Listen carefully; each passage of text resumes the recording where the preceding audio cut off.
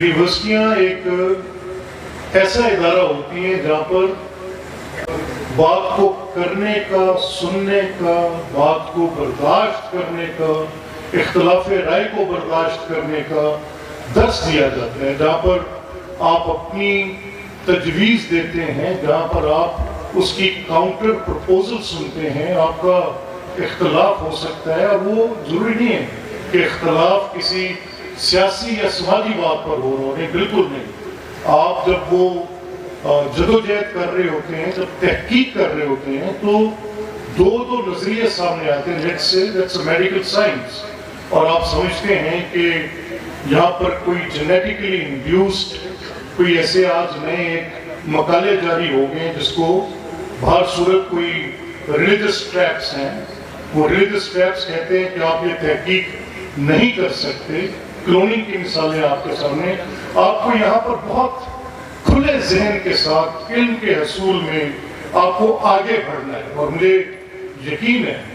کہ جس طرح کی فکری جہت میں یہاں پہ دیکھ رہا ہوں، مجھے یقین ہے کہ آپ کا یہ ادارہ مکبر یونیورسٹی انشاءاللہ العزیز اپنا مقام ضرور پیدا کرے گا، اور اس نے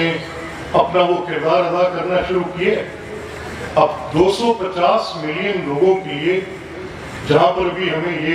ایک فکر ہے کہ بھی 2.5 کروڑ بچے اسکول سے باہر ہیں، یہ فکر ہے ہمیں، جہاں پر ہمیں یہ فکر ہے کہ جو 97% بچے ہیں جو پرائمری میں جا رہے ہیں یا گورنمنٹ سکولز میں جا رہے ہیں، جو کہ پبلک سکولز ہیں، ان میں 97% بچے وہ ہیں جن پر جو خرچ آتا ہے سالانہ وہ $87 ہے، جسٹ $87۔ اور جو پرائیویٹ سکولز ہیں جیسے ایجسن کالجز ہیں، یہ بیگن ہاؤسز ہیں، امریکن سکولز ہیں، یہ IVY لیگ کے سکولز ہیں، یہ جو بھی نیا ایک سوئس سسٹم آ رہا ہے، یہ GCSE کے سسٹمز ہیں، وہاں پہ ہفتہ وار $60,000 ایک بچے پہ خرچ ہوا۔ اب اس کو بعد میں کہا جائے گا کہ یہ جو بچہ گجرات کے کسی دیہات کے سکول سے صرف $87 سالانہ، جو کہ مرا کے $30,000 بھی نہیں بنتا، اس کے ساتھ اس کو ٹرین کیا گیا ہے۔ اس کی FSC میں مارکس کے لیے کمپٹیشن میرٹ کی سلیب ایک ہی ہوگی UHS میں، اور وہ اس کے ساتھ کمپیٹ کرے گا جس کے اوپر $60,000 ہفتہ وار خرچ کیا ہے۔ اس سے بڑی ناانصافی کسی نظام میں ہو نہیں سکتی۔ میں نے بار بار ارباب اقتدار کو یہ کہا ہے کہ اس پر غور کریں۔ آپ نے ڈسپیرٹی کریٹ کر دی ہے، اور یہ ڈسپیرٹی چند پریولیجڈ لوگوں کو، جن کے پاس وسائل بھی ہیں، وہی لوگ بن سکیں گے، وہی لوگ نکھر سکیں گے جن کے اوپر آپ خرچ زیادہ کر رہے ہیں، کیونکہ آج anybody can see this is an AI regime. Artificial intelligence is dictating the way. وہ پورا رستہ نکال کے آگے جا رہے ہیں۔ سو میں نے جہاں سے یہ بات شروع کی تھی کہ پرائیویٹ سیکٹر جب سینٹرز آف ایکسیلنس میں آ رہے ہیں، تو مجھے یقین ہے کہ آپ اپنے ساتھ ان بچوں کے لیے بھی کوٹاز مقرر کریں گے۔ بائی دا وے، میں بطور اسپیکر اسمبلی سکولز کو پابند کر چکا ہوں کہ 10% تک وہ ان بچوں کو جو کہ نادار ہیں، جن کا یہ حق ہے اور لا موجود ہے۔ اس سے پہلے یہ لا بن چکا ہوا ہے کہ 10% ان لوگوں تک یہ دیں گے، تو یونیورسٹیز بھی اپنا کردار اس کے اندر ادا کریں گی۔ اور مجھے یقین ہے کہ جس سفر کا ذکر